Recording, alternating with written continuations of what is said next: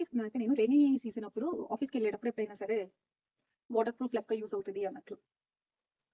అసలు చాలా వెయిట్‌లెస్ ఇవి. చూడటానికి హార్డ్‌గా కనిపిస్తున్నా చాలా వెయిట్‌లెస్ అన్నది.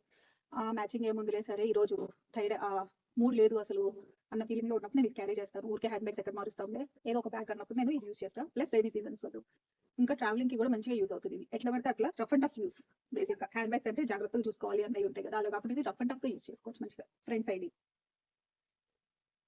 కొంచెం స్టఫ్ ఉంది. స్టోరేజ్ మంచిగా పడతది దీనికి. ఏం షేప్స్ లేవు కదా! అందుకని. బ్యాగ్ ఎప్పుడన్నా షేప్ ఉంటేనే స్టోరేజ్ తక్కువ పడతది. హార్డ్‌గా ఉన్నప్పుడు అట్లా. ఇలా జస్ట్ లూజ్‌గా హార్డ్ లేకుండా షేప్ అవుట్‌లో ఉంటే స్టోరేజ్ మంచిగా పడతది. ప్లస్ బ్యాగ్ జస్ట్ క్రష్ దేంట్లో అయినా పట్టేసింది.